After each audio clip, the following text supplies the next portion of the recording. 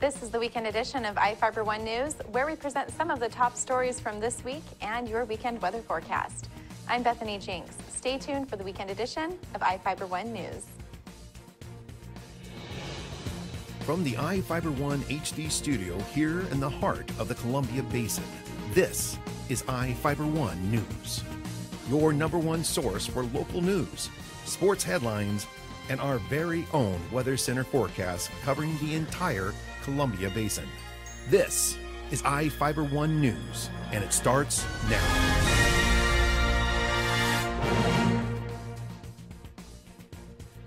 One of our top stories for this week was about students in a Big Bend welding class who were making a battering ram for the Sheriff's Office armored vehicle. Reporter Jeff Chu has the details.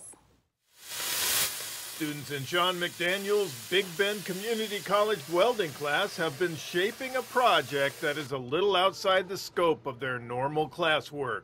The students, who are members of the American Welding Society chapter at the college, are building a battering ram for the Grant County Sheriff's Office. It will be mounted on the Sheriff's armored tactical vehicle. McDaniel was approached by the Sheriff's Office for the project.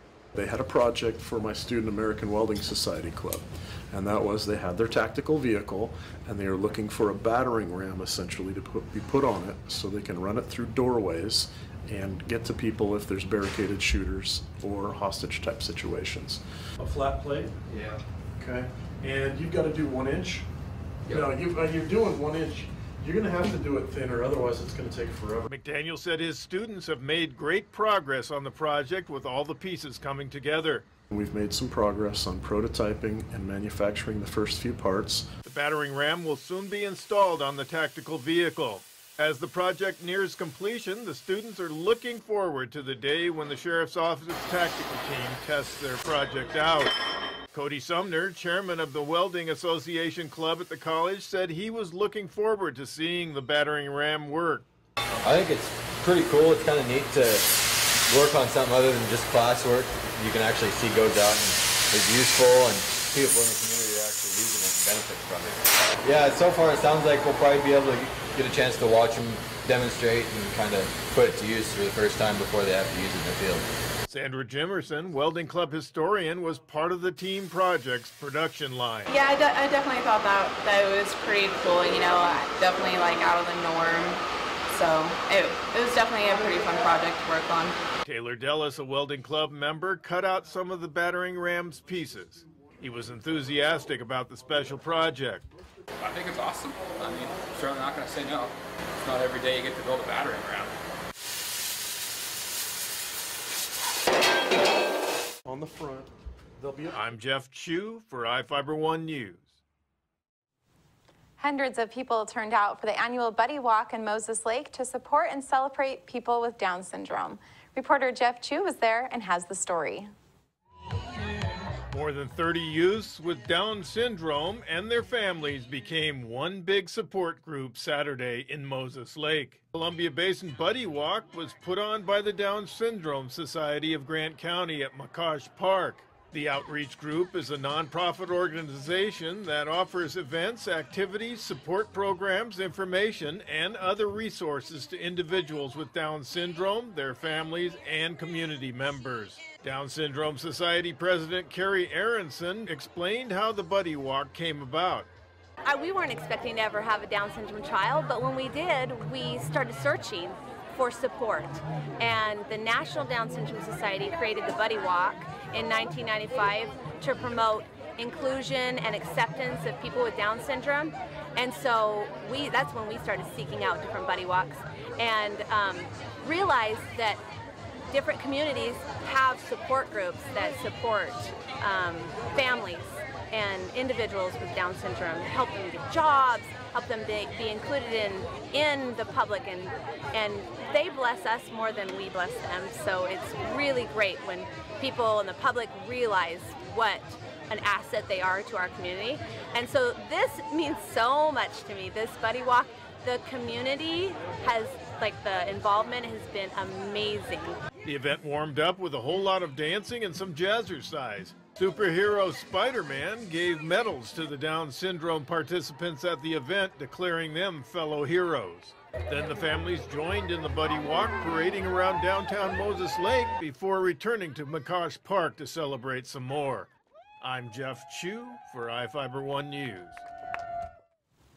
And now we take a look at people being sought by law enforcement. This is Sheriff Tom Jones with the Grant County Sheriff's Office. Each of the people you see here have a warrant for their arrest.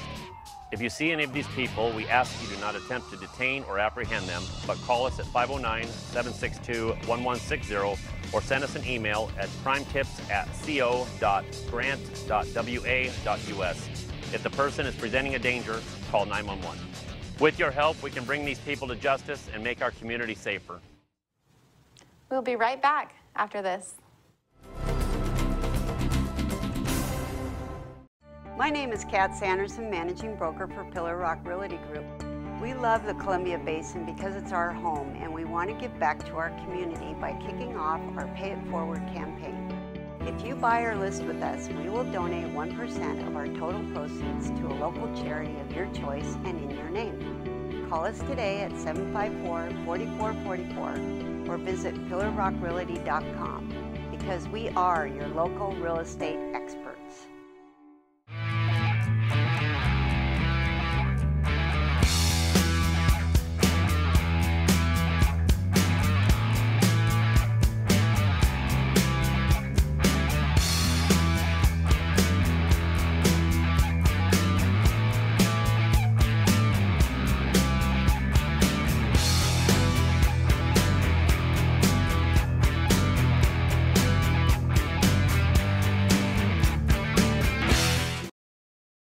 Rodriguez bringing you your local weather. This weather segment is brought to you by Barry Motors. One great place to buy and service a car. Nice weather pattern until the weekend. A frontal system will approach the area, may bring that threat of isolated showers and thunderstorms. In the meantime, another warm and dry night with temperatures above the normal for this time of year in the lower 50s. The average temperature should be in the upper 30s. Chance for showers over the weekend into Monday. Some isolated thunderstorms may be possible. Cooler temperatures will return. However, those temperatures will remain above the normal for this time of year from the lower 70s to upper 60s by the beginning of the work week. In the meantime, let's go ahead and take a look at the almanac within the past 24 hours. We started off the morning with temperatures above the normal in the lower 50s. It should be in the upper 30s for this time of year. Maximum temperatures as well in the mid 70s, over 10 degrees above the normal. Very close to that record high of 78 degrees, and that sun setting at 6:09 p.m. And for Moses Lake, very similar conditions. We started off the morning in the lower 40s above the normal for this time of year with maximum temperatures in the mid 70s, very close to that record high of 77 degrees in 1963, and sun setting at 6:08 p.m. And right now outside your door, clear skies, temperatures above the normal in the lower 70s, dew points around 35, and those winds pushing through pretty calmly from the north-northeast up to 6 miles per hour. Increasing cloud cover towards the coastal area for tonight, and that threat of some isolated showers, possible thunderstorms through the morning hours on Saturday, shifting towards the east. Also lots of moisture pushing through from the south.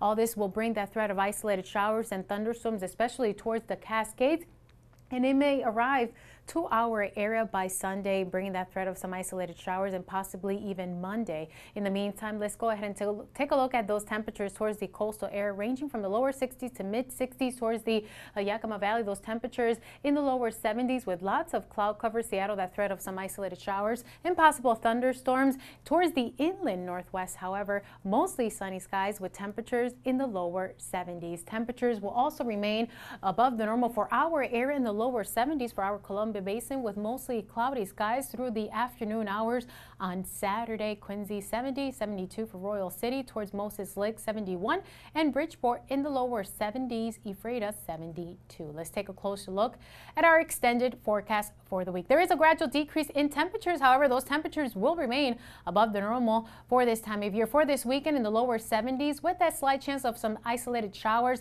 by Sunday into Monday. Another decrease in temperatures by Monday in the upper 60s, mid 60s by Tuesday, with lots of sunshine and then mostly cloudy by the second half of the work week.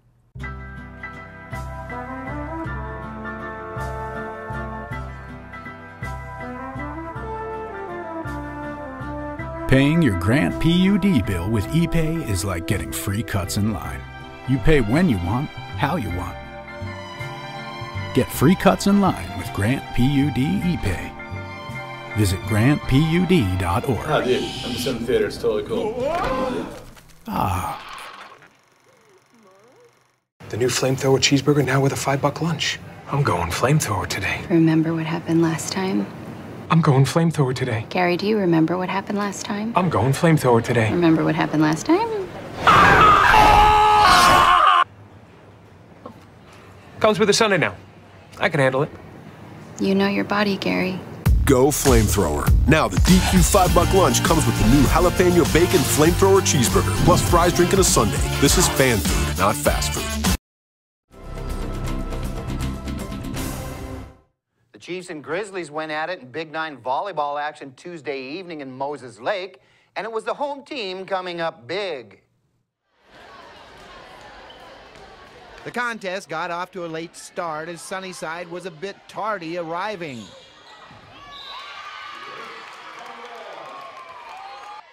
But it didn't seem to have much of an impact in the first set as the teams kept it close, exchanging points throughout.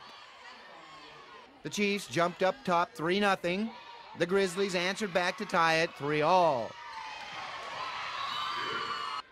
Moses Lake and Sunnyside battled to a 12-10 score, with the Chiefs holding the slight edge at the midway point. Moses Lake pushed the score to 16-11 on the strength of 4 Greta Hammer kills. Sunnyside responded with a mini run to close the gap to 17-14 Chiefs. Moses Lake then reeled off a 6-1 run of its own to put pressure on, 23-15. This hammer kill made it 24-15 Chiefs. Cora Brunel served up the winning point, and Moses Lake took a 1-0 lead. The Grizzlies got a bit closer in set 2, but dropped the game 25-18. Moses Lake put a stamp on the win with a 25-14 third set. Hammer led the Chiefs' attack with 11 kills and 3 aces. The match was reminiscent of 2 prize fighters going at it toe-to-toe when Big Ben hosted Walla Walla Wednesday. Here's Sean Wells with the story.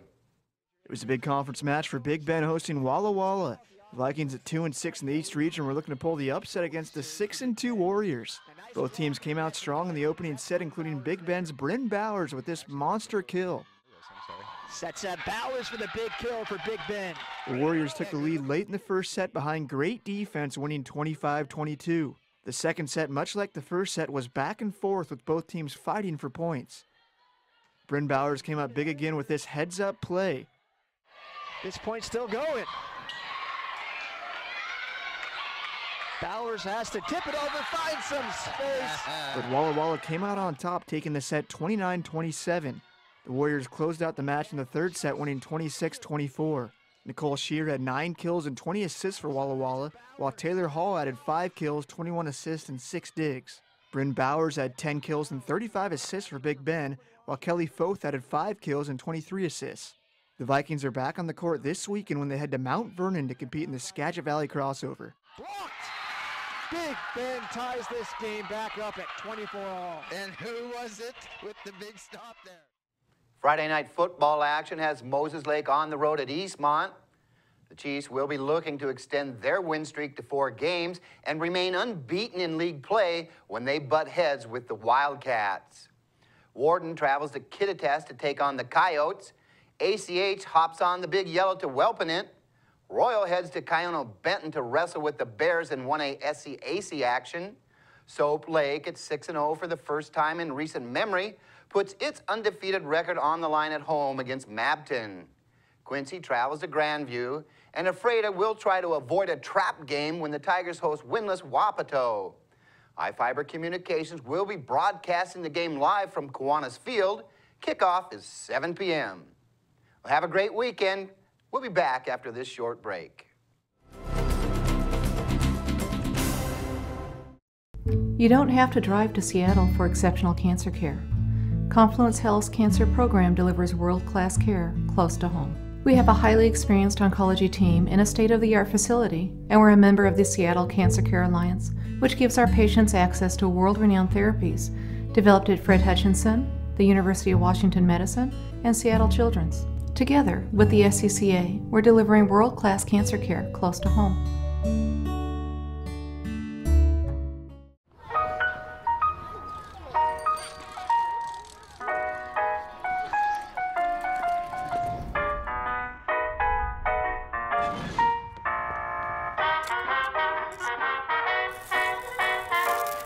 The Dodge brothers' competitive spirit and engineering prowess started long before they built their first car, and will continue long after their latest, the most technologically advanced vehicle in its class.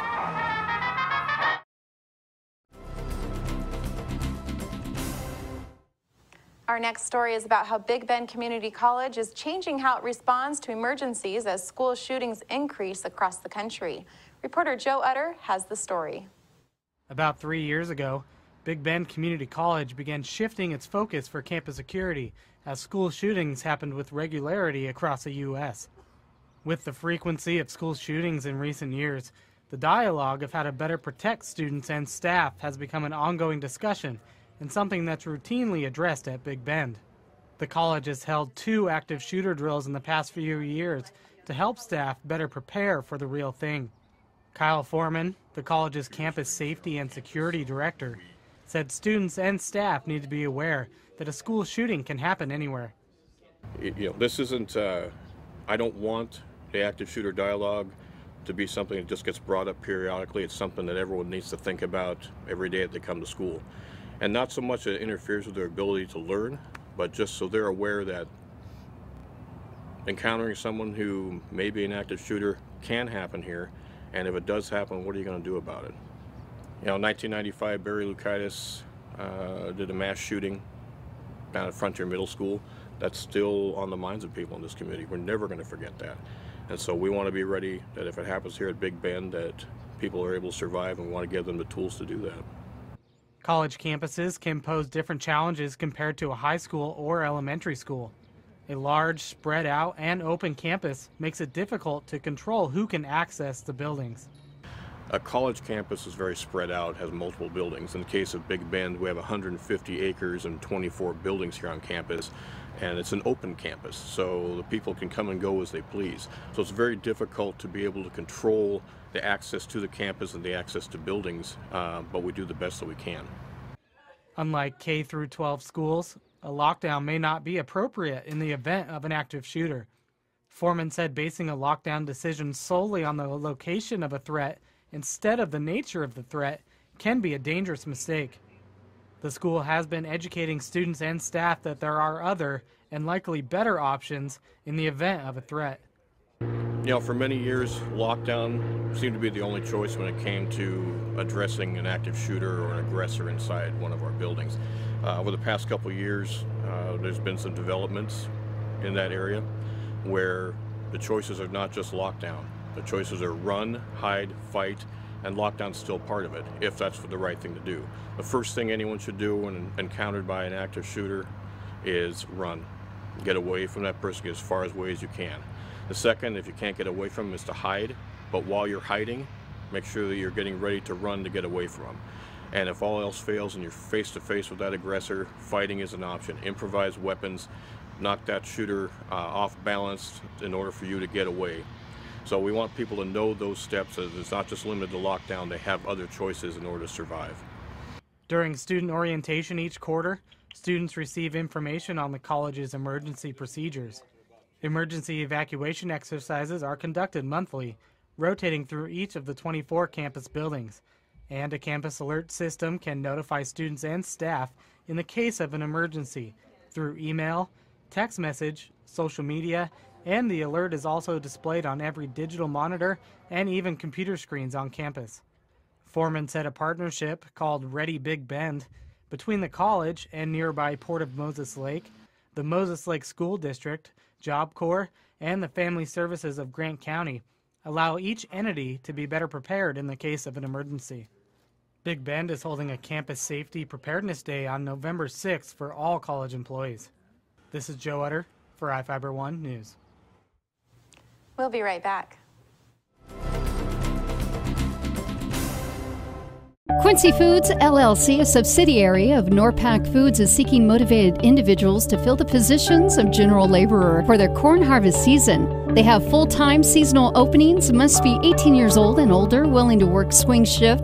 Great people to work for in a challenging food processing environment. Apply at 222 Columbia Way in Quincy between 8 and 5 p.m. Monday through Friday, or online through WorkSource. Quincy Foods is an equal opportunity employer. Well, one thing I knew from being a patient myself was that a dental office is a scary place to come to. And so we wanted everything possible to make sure that our office is a comfortable place for our patients to visit.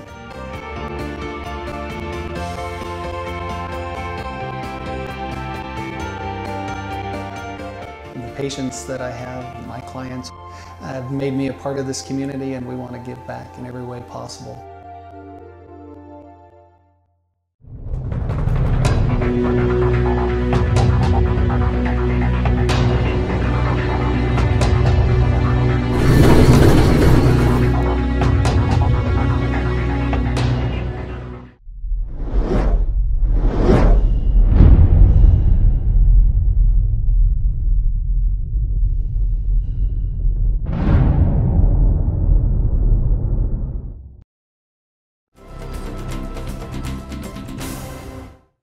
Welcome back. The next story is about Quincy's old-fashioned harvest festival that shows visitors what life was like back in the pioneer days of Grant County. Reporter Jeff Chu has the story. Harvest Festival in Quincy is all about life as it was in the late 1800s and early 1900s. The festival Saturday at the Ryman Simmons House Park showed how it was done in pioneering times before electricity. Things like food, candles, cider, clothes, wheat, flour, and milk were all produced by hand. Quincy Valley Historical Society volunteer Harriet Weber has family roots on her husband's side that date back to those days. She explained one advantage to living without electricity. And of course, then they didn't have to worry about if the power went out. I mean, honestly, there is some connection, I believe, to today for us to not lose these skills. And you know, it's good to know these things, not just from a historical standpoint, but just to know how to do things. And we've kind of lost that, I think, in our society. Lost the art of baking and doing all these other things. Pam Barrow, Vice President of the Quincy Valley Museum Board, said the event has grown from about 8 volunteers when it first began in 2002. Now we have 50 volunteers that love to do this. And all you have to do is say, Harvest Festival coming up. Oh, what can I do? And this is really fun for volunteers. Like Harriet and I worked together to get the volunteers this year, and working together was just a real blessing for both of us. Volunteers, many dressed in period clothes, put on demonstrations from candle making to wheat grinding and making fry bread in the Ryman Simmons Summer Kitchen. They showed children how to press apple cider and wash clothes with a scrub board and wringer. Weber explained the importance of learning Quincy's history. We feel the children in Quincy get a sense of pride in their community by learning about how hard it was for the pioneers to settle here and about how wonderful a place this really is. And so they learn about their community and can take some pride in it. Author Karen Murray was on hand inside the Pioneer Church next to the Ryman Simmons House talking about her book, Lena, Pioneer Girl. The book is about Lena Weber, a relative of Weber's husband, who was a Quincy Valley pioneer. Inside the museum, an old foot-powered sewing machine was demonstrated along with stitching for a handmade quilt. Outside, kids could take a turn at milking a cow into a bucket, the way it was done by the pioneers. Barrow shared what she likes most about the Harvest Festival. I like to see the look on the kids' faces. Absolute delight when they get to taste things that they haven't tasted before or do things that they've never done before. And the parents are very proud, and we have a lot of grandparents that come as well, so we have full families that come and experience what the grandparents had done. And now the kids are learning too, and then the grandkids really love to find out how it was done. I'm Jeff Chu for iFIBER 1 News. Rounding out this week's news coverage is a story about the annual Fireman's Breakfast in Moses Lake to help support local youth programs. Reporter Jeff Chu has the details. A steady stream of people walked into Moses Lake Fire Department's 3rd Avenue station Saturday morning to have some breakfast and support local programs benefiting children. Moses Lake Fire Department and firefighters joined with Moses Lake Lions Club members for the annual Fireman's Breakfast. The event supports the Moses Lake Firefighters Benevolent Fund and the Lions Club's Eye and Hearing Assistance programs. Firefighter Pat Herron explained what children are helped by the Benevolent Fund. Our portion of the money will go to Operation Warm, which is our coat drive we do with the new coats for kids. And then the Lions Club takes their share. Firefighters with cancer throughout the state, we give money to them. Charities within the city. And the majority is for the Operation Warm. Moses Lake Lions Club President William West talked about where the club's half of the proceeds would go. We support our activities for sight and hearing, and that's primarily what we do with the money that we raise. Is we help people that live in Moses Lake who need vision care. They need an eye doctor appointment. They can't afford one. They need eyeglasses. They can't afford it. They need a hearing aid, and they can't afford it. I'm Jeff Chu for iFIBER 1 News. That wraps up our weekend edition. iFIBER 1 News will be back on Monday at 5 p.m. with the latest news from around the Columbia Basin. Thank you for watching.